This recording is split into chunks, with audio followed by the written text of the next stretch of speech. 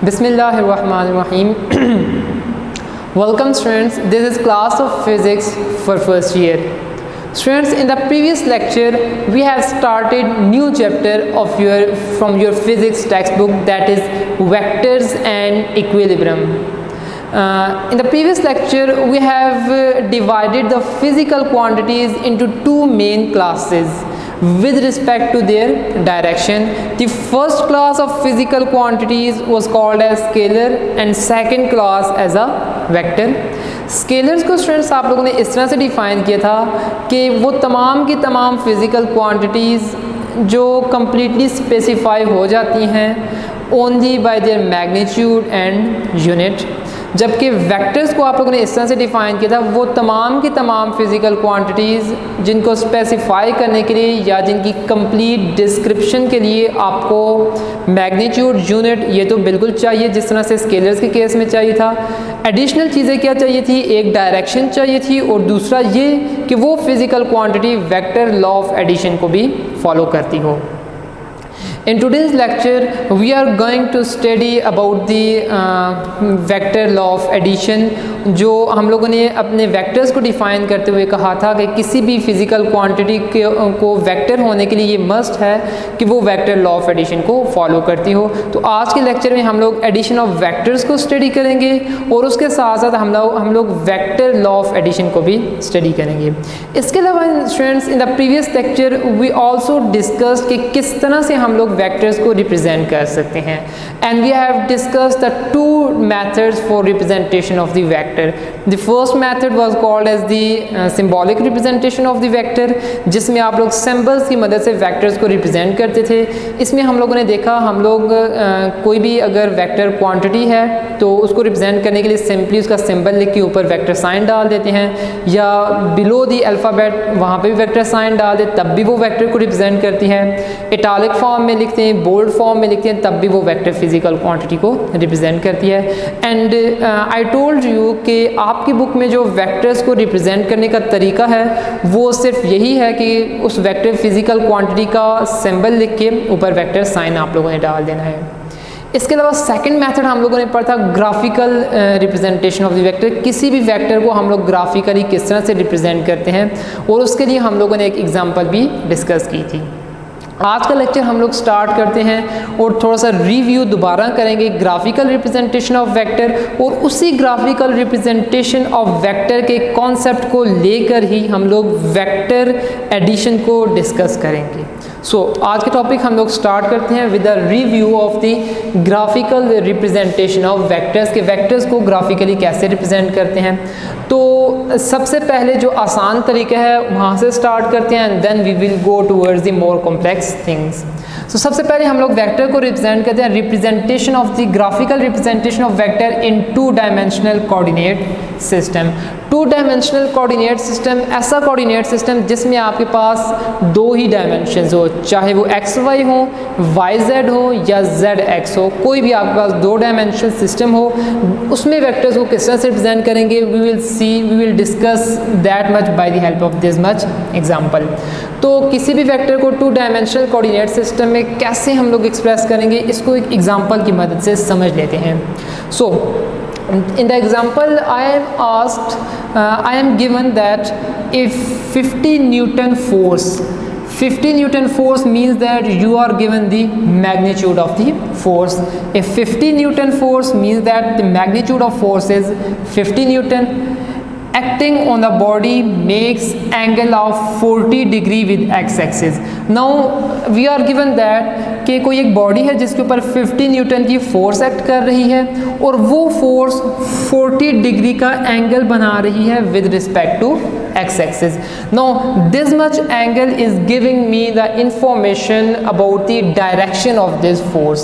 Magnitude is I am already given 50 Newton and 40 degree with x axis. This is giving me information about the direction. So what we are asked to represent this vector graphically. मतलब ये जो force है इसको हम लोगों ने graphically represent करना है. In the previous example हम लोगों ने ये देखा था किसी भी vector को graphically represent करने करने के लिए कुछ स्टेप्स हम लोग ले रहे थे। फॉर एग्जांपल स्टेप नंबर 1 में हम लोगों ने डायरेक्शन इंडिकेटर ड्रॉ किया था, स्टेप नंबर 2 में सूटेबल स्केल हम लोगों ने सेलेक्ट किया था, स्टेप नंबर 3 में वेक्टर को रिप्रेजेंट कर दिया था, एरो हेड लगाया था और उसकी रिप्रेजेंटेशन की थी। सेम लाइक दैट इस तरह के वेक्टर को भी रिप्रेजेंट करने के लिए मैं कुछ उसी तरह के स्टेप्स लूँगा, लेकिन थोड़ी सी मैं यहाँ पे चेंजिंग कर दूँगा। अगर आपको याद हो तो प्रीवियस एग्जाम्पल में हम लोगों ने कहा था वो जो वेक्टर था उसकी direction towards the east side थी, तो हम लोगों ने डायरेक्शन इंडिकेटर ड्रॉ किए थे ईस्ट, वेस्ट, नॉर्थ, साउथ। लेकिन यहाँ पे मुझे जो डायरेक्शन के हवाले से इंफॉर्मेशन गिवन है वो with respect to X axis given है, तो इंस्टेड के यहाँ पे मैं डायरेक्शन इंडिकेटर्स ड्रॉ करूँ, यहाँ पे मैं कार्टेशियन कोऑर्डिनेट सिस्टम ड्रॉ करूँगा। सो स्टार्ट करते हैं इस एग्जाम्पल को सॉल्व करने के लिए। सबसे पहले हम लोग देख लेते हैं व्हाट वी आर गिवन, हमें गिवन क्वांटिटीज़ क्या क्या हैं। So the given quantities are simply, first of all हमें फोर्स का मैग्नीट्यूड गिवन है।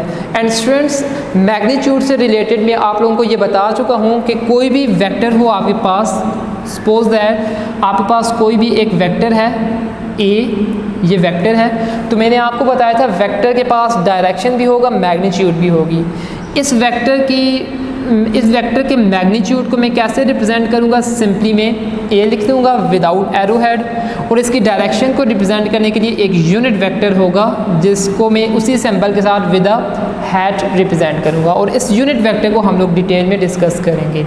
Okay, so this A is representing the magnitude of A. इसके अलावा अगर मैं एक और भी तरीका है लिखने का, आप सिंपली अगर ये वेक्टर है आपके पास, वेक्टर ए है, ओके, इसका अगर मैग्नीट्यूड को रिप्रेजेंट करना है तो सिंपली आप इस तरह के मॉडुलस के साइन डाल दें और अगेन वेक्टर के जिस तरह से वेक्टर का सिंबल लिखा है वही लिखें, लेकिन साइड से पे मॉडुलस का साइन डाल दें। This is also representing the magnitude of vector A, और यूनिट वेक्टर को सेम उसी तरह से आप रिप्रेजेंट कर सकते हो। So these are two different ways of representing the vector symbolically. So हमें 15 न्यूटन की फोर्स गिवन है, दिस इज़ गिवन मैग्नीट्यूड, और मैग्नीट्यूड को हम लोग सिंपली कैसे रिप्रेजेंट करते हैं, ए के साथ, या ए को मॉडुलस साइन में लिख देंगे, जहाँ पे चूँकि फोर्स है और फोर्स का सिंबल हमें पता है दैट इज़ सिंपली एफ होता है, और इसको इस तरह से रिप्रेजेंट किया जा सकता है फोर्स के मैग्नीट्यूड को, या आप लोग इस तरह से भी फोर्स के मैग्नीट्यूड को रिप्रेजेंट कर सकते हो। All this much is equal to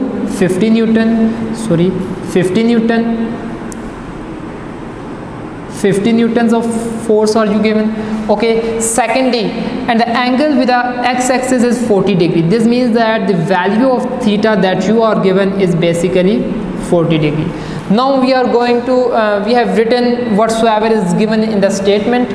Now we are going to solve this much problem. So again मैं उसी तरह से स्टेप्स लूँगा और स्टेप्स के ज़रिए सॉल्व करूँगा। सबसे पहले मैं लूँगा स्टेप नंबर 1। स्टेप नंबर 1 मेरा क्या होगा, आई विल प्रीवियस एग्जांपल में स्टेप नंबर 1 हम लोगों ने लिखा था और हम लोगों ने डायरेक्शन इंडिकेटर्स ड्रॉ किए थे, लेकिन यहाँ पे हम लोग कार्टेशियन कोऑर्डिनेट सिस्टम ड्रॉ करेंगे क्योंकि हमें with respect to X axis angle given है। So my step number 1 will be simply drawing the Cartesian coordinate system. So step number 1, I will draw the Cartesian coordinate system. So see, simply Cartesian coordinate system और 2-dimensional Cartesian coordinate system draw करूँगा। Simply वो मेरे पास क्या होगा, दो perpendicular lines होंगी जो एक कॉमन पॉइंट पे इंटरसेक्ट कर रही होंगी। This much is the 2 perpendicular lines which are intersecting at the common point which is the origin O. Okay, ये लाइंस इन्फिनिटी तक जा रही हैं, इसलिए हम लोग इन लाइंस के एंड के ऊपर इस तरह से एरो हेड डाल देते हैं। Okay, this much horizontal axis is called generally most commonly इसको एक्स एक्सिस कहा जाता है। So x O x prime, the vertical axis is called as y axis, so y O y prime. Okay, Cartesian coordinate system मैंने sketch कर लिया। Second step जिस तरह से हम लोगों ने प्रीवियस एग्जांपल में लिया था, सूटेबल स्केल एक सेलेक्ट करेंगे। So my step number 2 will be suitable scale. Step number 2 will be selecting the suitable scale. Okay, मुझे मैग्नीट्यूड गिवन है 50 न्यूटन्स का, अब मैं हमेशा स्टूडेंट्स आप लोगों ने याद रखनी है, वेक्टर के मैग्नीट्यूड को हम लोग जब रिप्रेजेंट कर रहे होते हैं तो जो लाइन लगाते हैं उस लाइन की जितनी लेंथ होती है वो लेंथ रिप्रेजेंट कर रही होती है वेक्टर के मैग्नीट्यूड को. So for the sake of that much we have to convert this 50 newton into our suitable scale. So अगर मैं यहाँ पे सपोज कर लेता हूँ सूटेबल स्केल में इस तरह से रिप्रेजेंट कर लेता हूँ that if 10 Newton force is represented by a line of 1 centimeter, then 50 Newton of force is represented by the line of simply 5 centimeter. This implies that my 50 Newton of force will simply be what that will be represented by a line of 5 centimetre. Okay, step number 2 में मैंने अपना suitable scale भी select कर दिया है. Now step number 3 will be what, simply मैं इस vector की रिप्रेजेंटेटिव लाइन, इस वेक्टर को जो लाइन रिप्रेजेंट कर रही होगी उसको रिप्रेजेंटेटिव लाइन कहते हैं, वो लाइन में स्केच कर दूंगा. So my step number 2 was the suitable scale, selection of suitable scale, and now my step number 3 is what is drawing the representative lines, representative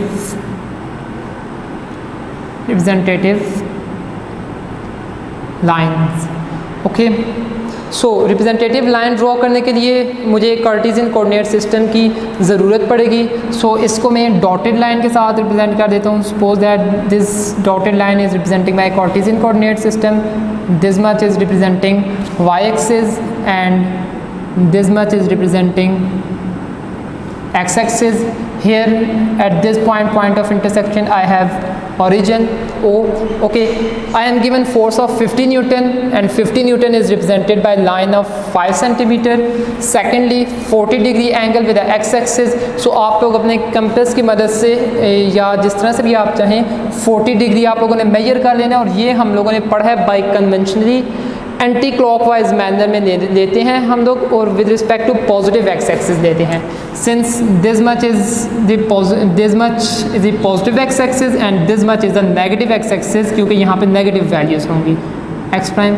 this much is positive y axis and this much is negative y axis.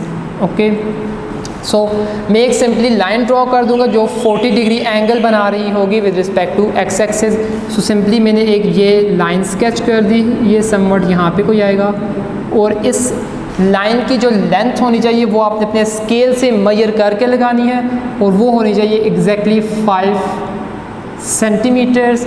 Okay, और ये कितने का angle बना रहा है 40 degree. जो आप line sketch करेंगे ये इस एक्स एक्सिस के साथ जो एंगल बना रही होगी that should be of 40 degrees. So it should be angle theta and this should be equal to the 40 degrees. Now this much line is completely representing this much force.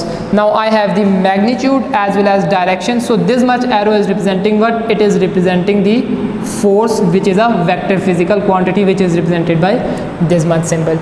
So we have seen that how we can represent the vector in the graphical manner by the help of the information given to us. याद रखने वाली बात यह है, और इसको अपने पास as a MCQ भी आप सब लोग नोट कर लें, that the length of this much line, इस लाइन की जो लेंथ होगी वो उस वेक्टर के मैग्नीट्यूड को रिप्रेजेंट कर रही होगी. कैसे रिप्रेजेंट कर रही होगी? Bye the help of suitable scale. For example 5 centimetre line है तो आप लोगों ने सूटेबल स्केल पे जाना है, वहाँ पे देखना है 5 सेंटीमीटर कितने उस वेक्टर फिजिकल क्वांटिटी को रिप्रेजेंट कर रही है. सो मीन्स टू से कि आपका जो वेक्टर है, वेक्टर की जो लेंथ है, लेंथ रिप्रेजेंट कर रही होती है मैग्नीट्यूड ऑफ दैट वेक्टर, और जो एरो हेड होता है ये रिप्रेजेंट कर रहा होता है डायरेक्शन ऑफ दैट वेक्टर. तो देखिए हम लोगों ने जिस तरह से पहले कहा था वेक्टर के लिए मैग्नीट्यूड और डायरेक्शन रिक्वायर्ड है, तो यहाँ पे भी हमें मैग्नीट्यूड भी मिल रहा है और डायरेक्शन भी मिल रही है. मैग्नीट्यूड कैसे मिल रहा है? ये 5 सेंटीमीटर से मैग्नीट्यूड की इन्फॉर्मेशन मिल रही है, और डायरेक्शन की कैसे? वो bye the help of angle theta हमें डायरेक्शन की इन्फॉर्मेशन मिल रही है. सो this much is representing my entire vector which is specified by the help of statement over here. ये तो हम लोगों ने वेक्टर को रिप्रेजेंट किया है, ग्राफिकल रिप्रेजेंटेशन की है इन 2 डायमेंशनल कार्टेशियन कोऑर्डिनेट सिस्टम। अब किसी भी वेक्टर को आप लोग 3 डायमेंशनल कार्टेशियन कोऑर्डिनेट सिस्टम में कैसे रिप्रेजेंट करेंगे, इसको भी हम लोग देख लेते हैं। सो now what we are going to discuss, we are going to first we have discussed in 2 dimensional Cartesian coordinate system. Now we are going to discuss 3 dimensional Cartesian coordinate system. So in 3 dimensional, D means dimensional, so simply मैं यहाँ पे 3D ही लिख देता हूँ, 3 dimensional Cartesian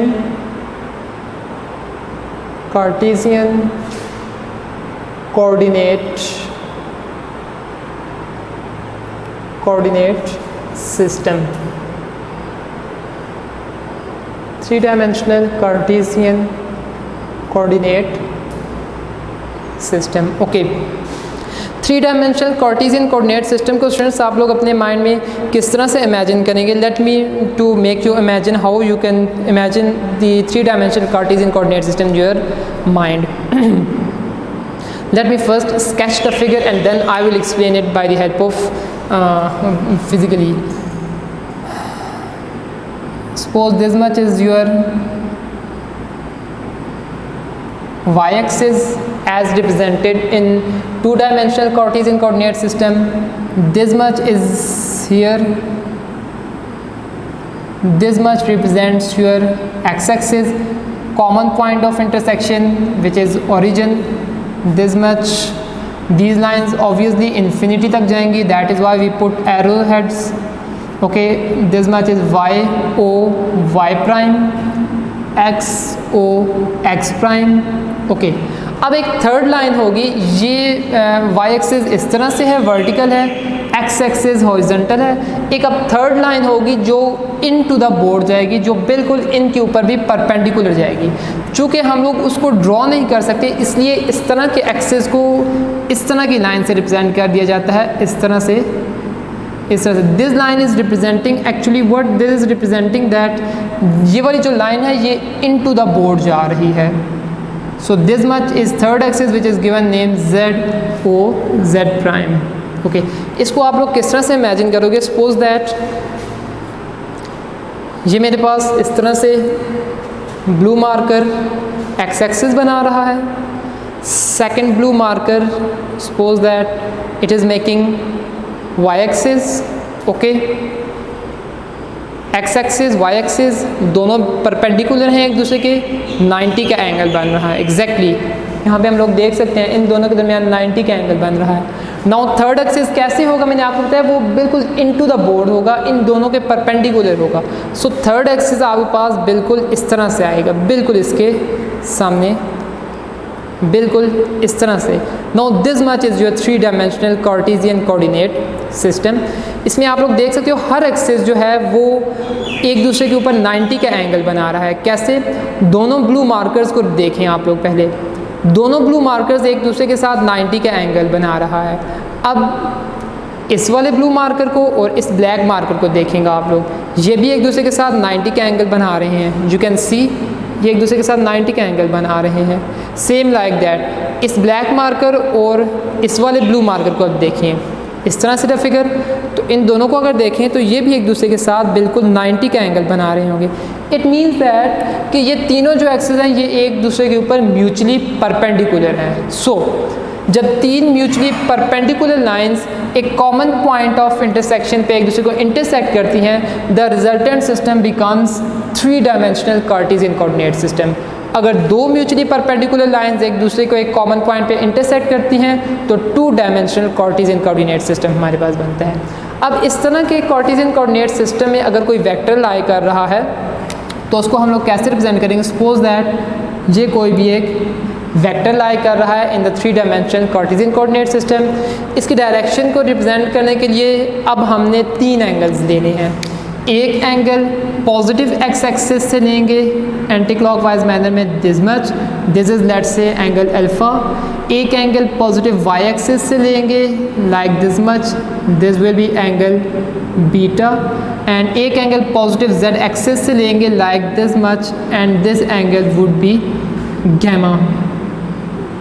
okay, इस तरह से हम लोग किसी भी वेक्टर को 3 डायमेंशनल कार्टेशियन कोऑर्डिनेट सिस्टम में रिप्रेजेंट करते हैं। इस तरह की रिप्रेजेंटेशन को मैं मज़ीद डिटेल में डिस्कस नहीं करूँगा, इसलिए नहीं करूँगा क्योंकि आपकी बुक में जो डिस्कशन है वो 2 डायमेंशनल कार्टेशियन कोऑर्डिनेट सिस्टम तक 2 डायमेंशनल कार्टेशियन कोऑर्डिनेट सिस्टम तक है। 3 डायमेंशन में भी वेक्टर्स को आपकी बुक में डिस्कस किया गया है, लेकिन वो इस मेथड से नहीं डिस्कस किया गया बल्कि वो मैथमेटिकल मेथड से डिस्कस किया गया है। ग्राफिकल मेथड में समझने के लिए सिर्फ यहीं तक आपके लिए काफ़ी है कि किसी भी जब हमारे पास 3 डायमेंशनल कार्टेशियन कोऑर्डिनेट सिस्टम हो उसमें किसी वेक्टर को ग्राफिकली हम लोग 3 एंगल्स के साथ रिप्रेजेंट कर रहे होते हैं, अल्फा, बीटा एंड गैमा, और ये सारे के सारे एंगल्स पॉजिटिव एक्सिस के साथ होते हैं। ये पॉजिटिव एक्स एक्सिस, ये पॉजिटिव वाई एक्सिस और ये पॉजिटिव जेड एक्सिस। हम लोग 3 डायमेंशनल कार्टेशियन कोऑर्डिनेट सिस्टम में वेक्टर्स को डिस्कस करेंगे, लेकिन वो हम लोग मैथमेटिकली डिस्कस करेंगे, और हम लोग जब थोड़ा सा ग्राफिकली भी डिस्कस करेंगे तो यूनिट वेक्टर्स का कॉन्सेप्ट लेके हम लोग डिस्कस करेंगे। यहाँ तक 3 डायमेंशनल कार्टेशियन कोऑर्डिनेट सिस्टम में 3 एंगल्स की मदद से हम लोग कैसे वेक्टर को रिप्रेजेंट करते हैं उसकी डिस्कशन आपकी बुक में यहाँ तक है, और यहीं तक आप लोगों के लिए काफ़ी है। अब हम लोग चलते हैं कि किस तरह से हमारे पास अगर 2 वेक्टर्स हों तो उन वेक्टर्स को हम लोग ऐड अप किस तरह से करेंगे, that is addition of vector. अगर आप लोगों को ये सिंपली वेक्टर की graphical representation in the Cartesian coordinate system clear है, सो देन आप लोग वेक्टर्स की addition by graphical method easily समझ सकते हो, and that will be no more tough task. So let's discuss the addition of vector by the graphical method.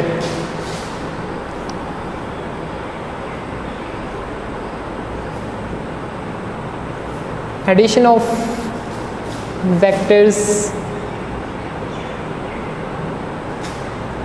by graphical method.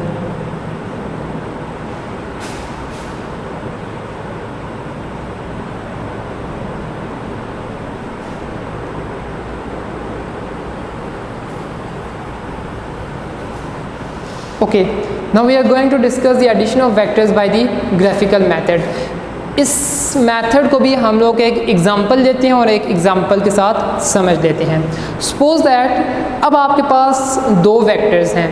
एक vector वही vector है जो हम लोगों ने प्रीवियस अपनी 2 डायमेंशनल कार्टेशियन कोऑर्डिनेट सिस्टम को डिस्कस करते हुए लिया था कि एक फोर्स का वेक्टर है जिसका मैग्नीट्यूड 50 न्यूटन है और 40 डिग्री एंगल वो बना रहा है पॉजिटिव एक्स एक्सिस के साथ। और अब हम लोग एक दूसरा वेक्टर भी एज्यूम कर लेते हैं।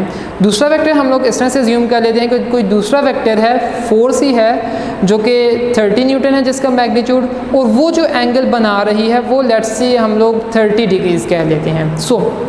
हम लोग इसको इस तरह समझ लेते हैं कि हमारे पास 2 वेक्टर्स हैं। सबसे पहले F1 है वेक्टर, ओके।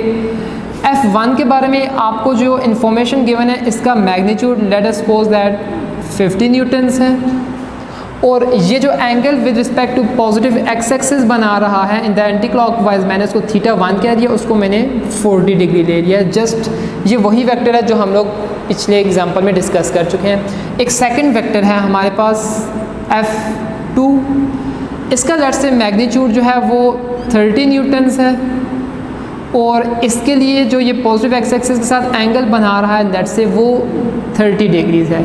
आप लोग एंगल की और मैग्नीट्यूड की कोई भी वैल्यू ले सकते हो।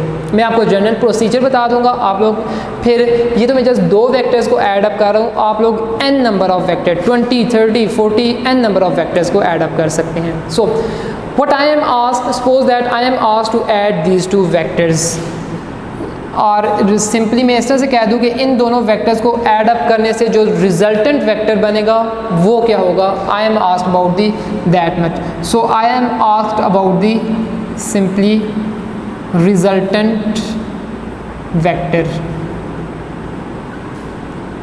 रिजल्टेंट वेक्टर सिंपली ये ऐसा वेक्टर होता है जो 2 वेक्टर्स की एडिशन, मल्टीप्लिकेशन या सब्ट्रैक्शन से आपको मिल रहा हो। Such type of vector is called as the resultant vector, okay.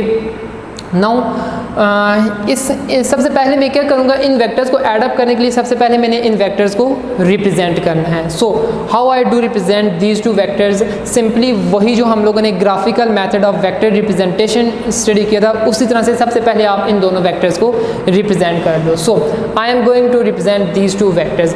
Represent करने के लिए सबसे पहले I have to take step number 1. What is my step number 1? I have to draw direction indicators or Cartesian coordinate system. Since here I am given the angles, so I am going to draw the Cartesian coordinate system. So first step will be nothing but it will be simply Cartesian coordinate system. Okay, Cartesian coordinate system में sketch करूँगा.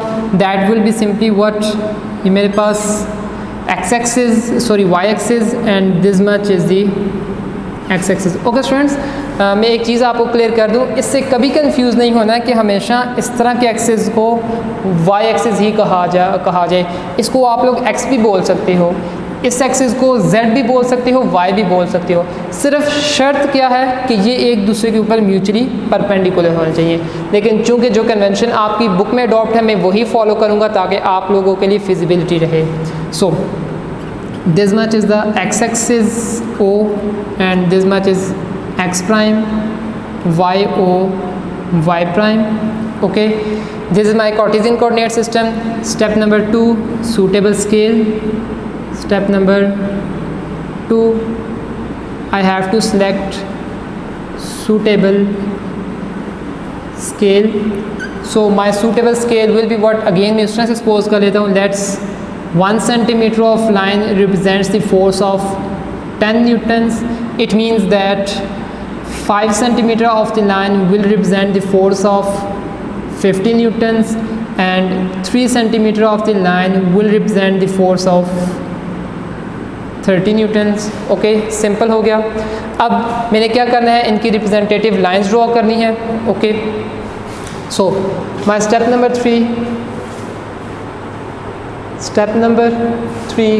will be related to the representative lines of both the vectors. Representative lines. Okay, representative lines के लिए मुझे Cartesian coordinate system required होगा, तो मैं उसको sketch कर लेता हूँ. This is my Cartesian coordinate system.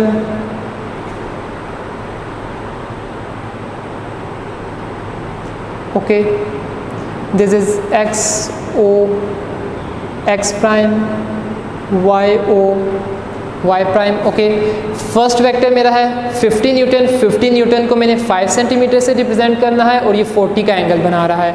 So my first vector f1 would be somewhat like this. इस तरह से होगा f1. आप लोग इसको अपनी नीट नोटबुक्स पे जब स्केच करोगे तो एग्जैक्टली स्केल से मेजर करके और यहाँ पे जो एंगल बन रहा होगा θ1 ये एग्जैक्टली 40 डिग्री ही होना चाहिए. दिस इज f1 और इसका मैग्नीट्यूड जो है वो let's by the suitable scale is 5 centimetre. Second vector 30 Newton जो कि 30 डिग्री एंगल बना रहा है. सो 30 न्यूटन 3 सेंटीमीटर की लाइन से रिप्रेजेंट होगा जो इस 5 सेंटीमीटर वाली लाइन से छोटा होगा और 30 डिग्री एंगल बना रहा होगा, तो वो यहाँ पे कहीं पे आ जाएगा. ये this would be f2 and its length would be 3 centimeter and the angle that it is making, that is θ2, should be equal to 30 degree. आप लोगों ने ये exactly कंपास और स्केल की मदद से बनाना है. ओके, यहाँ तक तो रिप्रेजेंटेशन हम लोगों ने कर दी है. Now we are doing what? Now we are going to add these two vectors. Step number 4.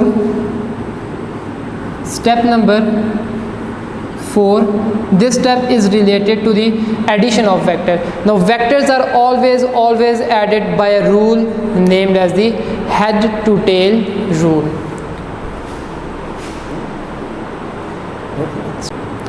Okay, now we have to step towards our next step, that is step number 4. This step is addition of vector by head to tail rule. Addition of vectors by head to tail rule. अब ये head to tail rule क्या है?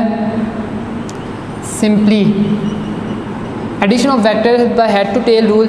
सबसे पहले मैं head to tail rule लिख देता हूँ and then I will explain this head to tail rule.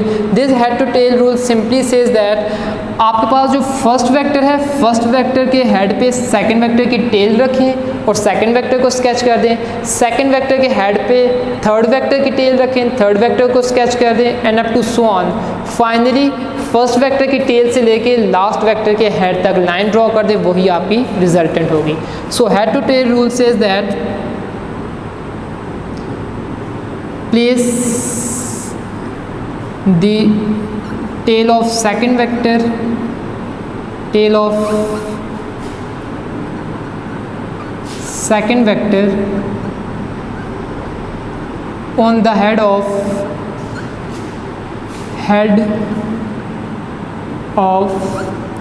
first vector, on the head of first vector, then place tail of third vector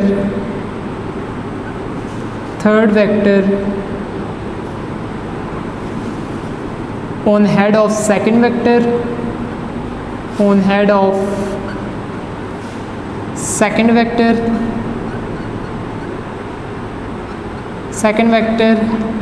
up to so on, and this process keeps on going till to last vector up to so on till to last vector.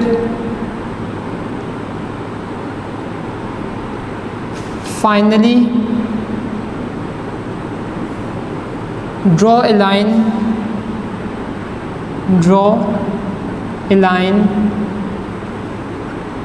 from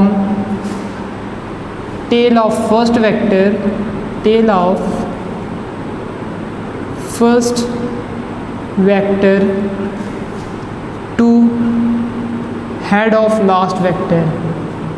head of last vector, and this would be my resultant. So the rule says that place the tail of second vector on the head of first vector. पहले first vector sketch करें, उसका जो head है, head वो point है जहाँ पे आप लोगों ने एरो लगाया होता है, हेड है, उस हेड पे सेकंड वेक्टर की टेल रख दें। Then place the tail of third vector on the head of second vector and this process goes on till to the last vector. Finally draw the line from the tail of first vector to the head of last vector. So see how I am going to add up these two vectors by the help of head to tail rule. Okay, see सबसे पहले मैं अपनी convenience के लिए, अपनी feasibility के लिए again ये स्केच कर लेता हूँ, इन्हीं वेक्टर्स को दोबारा स्केच कर लेता हूँ, कार्टेशियन कोऑर्डिनेट सिस्टम को दोबारा स्केच कर लेता हूँ। So this is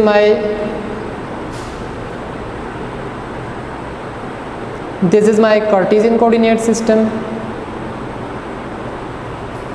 obviously this is the origin, this is the x prime, x y o y prime. Okay, now सबसे पहले मैंने अपना फर्स्ट वेक्टर स्केच करना है। From here I can see that my first vector is 5 centimetre and makes angle of 40 degree. सो मैंने origin से start करना है और अपना फर्स्ट वेक्टर स्केच करना है। ये मेरा आ जाएगा first vector. This first vector makes angle θ1 equals to 40 degree and the length of this vector is 5 centimeter. Length of this line should be 5 centimeter. Okay, by this rule मैंने first vector draw कर दिया। अब second vector की tell को उठा के first vector के head पे रखना है।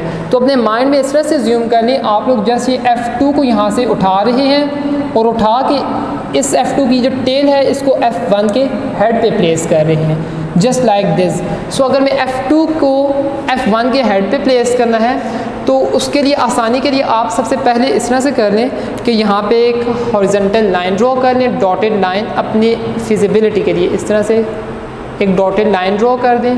नाउ इस डॉटेड लाइन के इस पॉइंट से जहाँ पे फर्स्ट वेक्टर का हेड है, यहाँ से आप लोगों ने सेकंड वेक्टर को स्केच करना है और सेकंड वेक्टर जो है वो कितना एंगल बना रहा है 30 डिग्री। सो जो सेकंड वेक्टर आप लोग यहाँ पे स्केच करोगे वो इस लाइन के साथ, ये जो मैंने इमेजिनरी लाइन ड्रॉ की है इसके साथ 30 डिग्री का एंगल बनाना चाहिए उसको। So that would make 30 degree angle just like this much, इस तरह से आ जाएगा और इसकी लेंथ कितनी होगी 3 सेंटीमीटर्स की लेंथ होगी। सो आपने स्केल से मेजर करके इसकी लेंथ बनानी है, that would be 3 centimetre and it will make the angle here θ2 will be equal to 30 degree.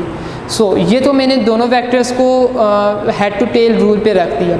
अब मैंने क्या कर देना है, फाइनली क्या करना है, finally draw a line from the tail of first vector to the head of last vector. First vector की टेल से मैंने स्टार्ट करना है, लास्ट वेक्टर के हेड तक जाना है। तो ये मैंने इस तरह से ये मैंने इनको एड अप कर दिया। So now you can see over here that these vectors are added by head to tail rule.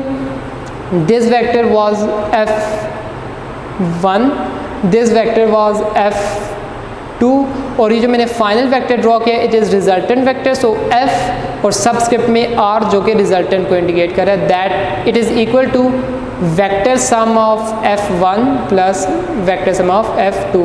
अब आप लोग ये जो रिजल्टेंट वेक्टर ड्रॉ कर चुके हो इसका डायरेक्शन और मैग्नीट्यूड ग्राफिकली कैसे फाइंड करोगे, तो सिंपली आप लोग ये वाला जो एंगल होगा, ये जो x एक्सिस के साथ ये बना रहा होगा, that will be the resultant angle, मतलब रिजल्टेंट वेक्टर की डायरेक्शन होगी।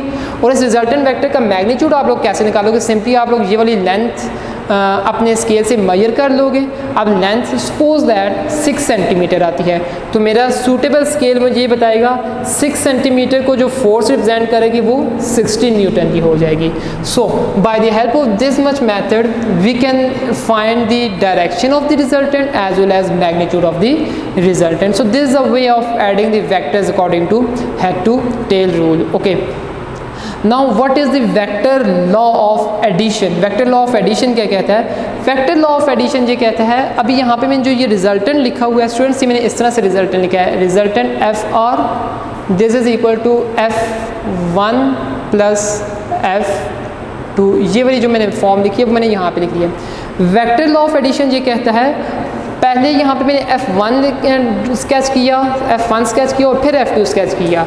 वेक्टर लॉ ऑफ एडिशन ये कहता है आप पहले f2 स्केच करो और फिर f1 स्केच करो, तब भी रिजल्टेंट वही होना चाहिए जो रिजल्टेंट अभी इस तरह से ऐड अप करने से आ रहा है। मतलब कि वेक्टर लॉ ऑफ एडिशन ये कह रहा है f1 plus f2 this should be equal to f2 plus f1। अगर कोई वेक्टर फिजिकल क्वांटिटी या कोई डायरेक्शनल क्वांटिटी इस लॉ को फॉलो करेगी तब हम उसको वेक्टर कहेंगे, अदरवाइज हम उसको वेक्टर नहीं कहेंगे। तो ये आप लोगों को मैं थोड़ी सी हिंट दे देता हूँ, आप लोग इसको कैसे वेरीफाई करोगे ये आप लोगों ने खुद वेरीफाई करना होगा। सबसे पहले तो आप लोगों ने ये रिजल्टेंट वेक्टर इस तरह से ड्रॉ करेंगे और इस रिजल्टेंट वेक्टर की लेंथ मेजर कर लेंगे। वो लेंथ आपके पास अकॉर्डिंग टू सूटेबल स्केल आप लोगों ने उसको कन्वर्ट कर लेना है और मैग्नीट्यूड फाइंड आउट कर लेना है।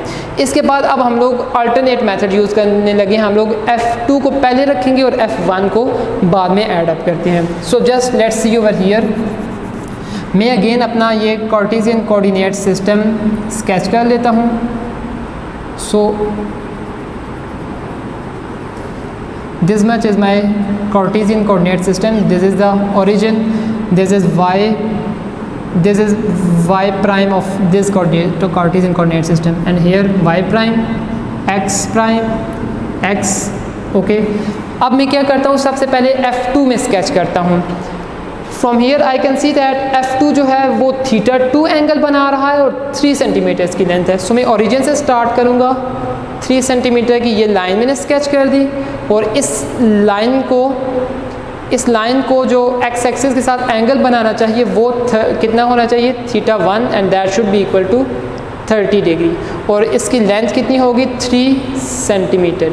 Now I will do what, अब मैं सेकंड वेक्टर को बाद में ड्रॉ, इसको मैंने सेकंड वेक्टर पहले ड्रॉ कर दिया है, अब मैं फर्स्ट वेक्टर को बाद में ड्रॉ करने जा रहा हूँ। मतलब फर्स्ट वेक्टर में ड्रॉ करूँगा।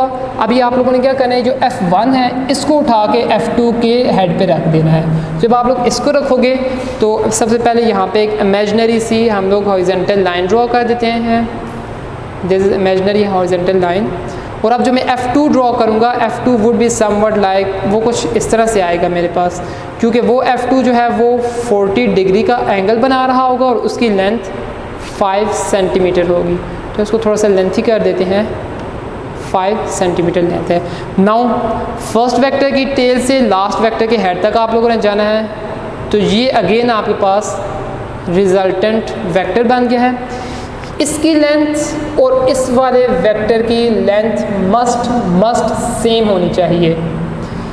इस वाले एफ आर का ये जो रिजल्टेंट बनेगा with respect to X axis, ये वाला एंगल और ये वाला एंगल दोनों के दोनों सेम होने चाहिए। जब ये सेम होंगे तब ही आपके पास कोई भी वेक्टर किसी भी फिज़िकल क्वांटिटी को आप लोग वेक्टर फिज़िकल क्वांटिटी कहेंगे। सो यहाँ पे तो चूँकि मेरे पास ना स्केल था ना मेरे पास ऐसा कोई कंपस है, तो मेरे पास ये रफ सी मैंने फिगर बनाई है, लेकिन आप लोगों ने अपने होमवर्क के तौर के ऊपर इसको नीट बनाना है। बिल्कुल एग्जैक्टली 5 सेंटीमीटर की ये वही लाइन ड्रॉ करनी है और ये लाइन जो होगी एक्स एक्सिस के साथ 40 डिग्री एंगल बनाए। ये वाली जो आप लाइन स्केच करोगे 3 सेंटीमीटर की स्केच करनी है और ये वाली लाइन इस वाली इमेजिनरी हॉरिजॉन्टल लाइन के साथ 30 डिग्री का एंगल बनाए और फिर आप लोगों ने इन दोनों को ज्वाइन कर देना है एक लाइन के साथ। इस लाइन की लेंथ मेजर करनी है, फिर इन वेक्टर्स को इन्वर्स करके ऐड करना है, मतलब पहले F2 लिखते हैं फिर F1 लिखते हैं, फिर रिजल्टेंट स्केच करना है। आप लोग देखेंगे आपके पास जो रिजल्टेंट यहाँ पे वैल्यू आएगी वही रिजल्टेंट की यहाँ पे वैल्यू आएगी। So this was the vector law of addition and it is also called as vector commutative property of vector law of vector addition. सो जो वेक्टर्स कम्यूटेटिव प्रॉपर्टी को फॉलो करते हैं उनको हम लोग वेक्टर्स कहते हैं, वो सही मानों में वेक्टर्स होते हैं। हर डायरेक्शनल क्वांटिटी वेक्टर नहीं होगी। मैंने आपको एग्जांपल भी दिए, एंगुलर डिस्प्लेसमेंट जो है उसकी डायरेक्शन तो है लेकिन वो वेक्टर लॉ ऑफ एडिशन को फॉलो नहीं करती, इसलिए हम लोग उसको वेक्टर की क्लास में नहीं रखते हैं। So student, this was all much about the addition of the vectors. इस लेक्चर को एक बार दोबारा से भी रिव्यू कर लीजिएगा। Inshallah, in the next lecture we will go in detail about the addition of vector and we will study a concept of the unit vectors.